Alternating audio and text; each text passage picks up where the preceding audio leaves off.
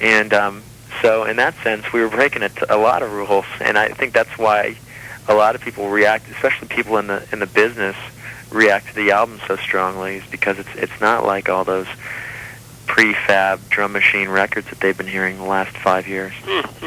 Was it actual fun putting the record together, or was it hard work? The toughest job you'll ever love. In a nutshell. Yeah. It was great fun for me, anyways. It was just the cool thing about it, when I think about it now, is that, and Roger, you can jump in at any time, but the cool thing for me was going into it after talking to Albie and Jack about the record, before we even went into the recording studio, there was all this preconception of, wow, this could be the most amazing experience of my life as far as a creative environment and all those things. And usually when you think stuff like that, it never lives up to your expectations, but it not only did it live up to them, it totally surpassed them. And I'd have to agree. Yeah, it was so much more than that, and it was just a totally creative experience, and it was just like everybody was throwing in ideas, and nothing was shunned, and everybody had their say, and it was just a wonderful environment to work in. It was great, and I can't wait to make another one. There's a question here about you guys' basic stance towards music. It says, do you favor pure entertainment over message-oriented music? No, I mean, again, I think this group is like kind of floats in the middle. I mean, we draw from everything. We don't lean one way or the other. I mean, we're not Las Vegas, and at the same time, we're not carrying the banner for some cause. Mm-hmm. Yeah, right. I mean, there's nothing. I mean, totally disposable music can be fun. Like the Archies, for example. I mean, they could write some totally disposable, but I wouldn't even call them disposable, and because I mean there was some great melodies and some really funny words and things like that. So I mean, if it makes you smile, then it's not disposable. Yeah, exactly. But but I think some people can do message music, and some people make very bad attempts, and please don't ask me who. And there's nothing worse than trying to be sold a bill of goods by some guy who's just trying to sell records. And really, I mean, like there's a song, Don't Kill the Rainforest. It was totally insipid and just dumb. And it was obvious that they were jumping on some kind of bandwagon to sell some records. And it was just stupid. And they could really give a crap about who's saving the rainforest. It's like Phil Collins' fucking... Oh, right. What was that song about the homeless people? Yeah. Another Day in Paradise. Give me a break. Yeah. Yeah, so, I mean, I think there are people that do it really well. I just don't think there's a lot of them out there.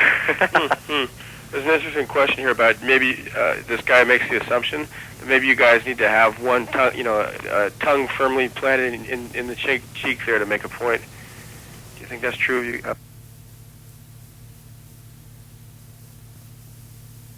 I don't really understand that. Yeah, neither do I, really. Well, he sees you guys as being sort of as, kind of like jokesters.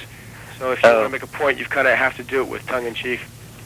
Yeah, well, I think he probably makes that assumption because of like the way we dress and stuff. Right, exactly. I think, well, when you're a new band, I mean, we like to dress colorfully, but when you're a new band and you're trying to grab people by the lapels and shake them and say, look, Jellyfish is in town, So I think that I think the clothes just reflect, like I said before, it reflects what's on the record. I think there's, actually, it's probably leaning more towards the tongue in the cheek, the clothes-wise, than the record does. I mean, all you have to do is put on the first track, The Man I Used to Be, and I mean, you're immediately required to pull in and listen. Yeah, the song pulls you in, and you're like kind of forced to listen. I mean, it's kind of a lot we put on the listener. I mean, we opened the goddamn album up with that song. Right, and this is this gut-wrenching song, and we were kind of getting off.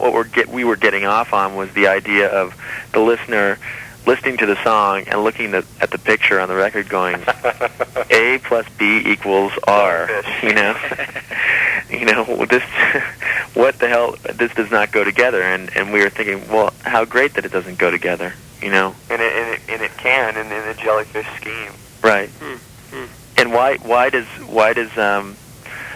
quote unquote critic songwriter band have to look totally boring, you know?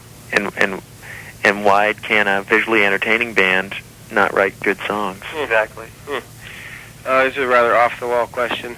Do you guys find U2 and Bruce Springsteen bombastic and unpleasant? Wow, those are strong words. I wouldn't use those words. You go for it, Rod.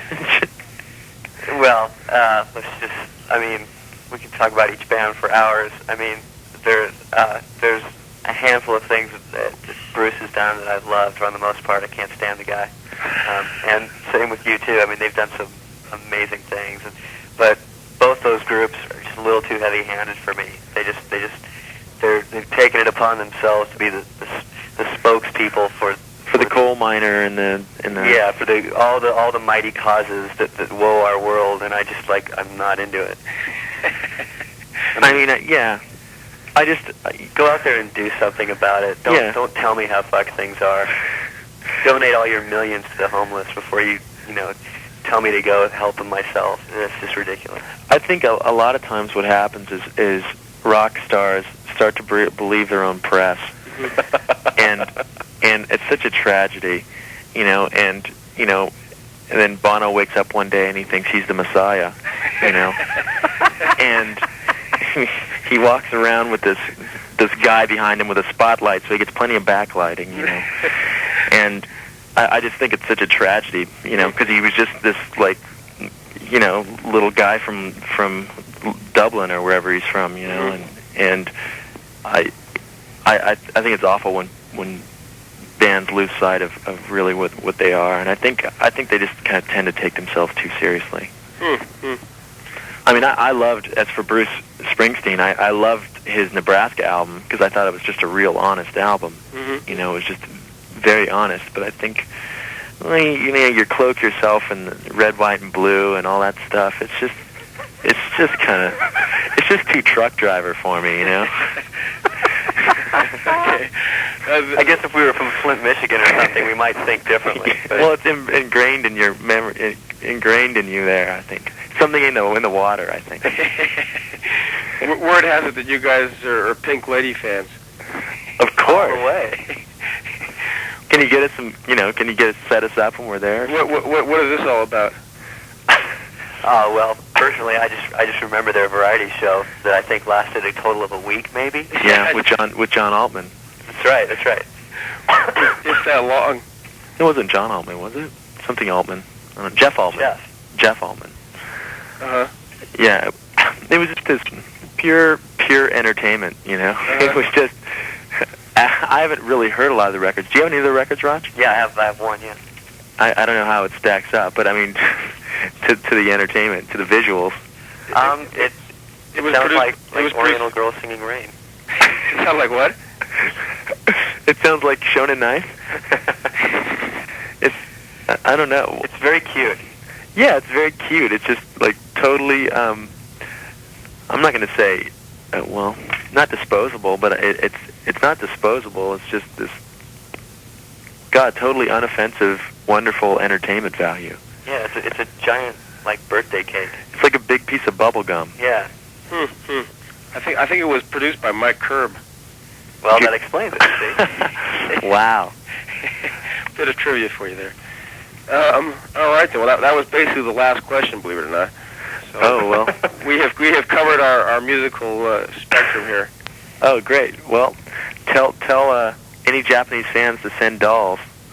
Send dolls? Make dolls of us. Yeah, make dolls of us. We hear that's very big there. So we want dolls of our likeness sent to us. I will definitely make a point of that. Okay. All right, guys. Well, thanks a lot then. I wish you the best of luck. Okay, thank you. Okay then. Bye-bye. Bye. Bye.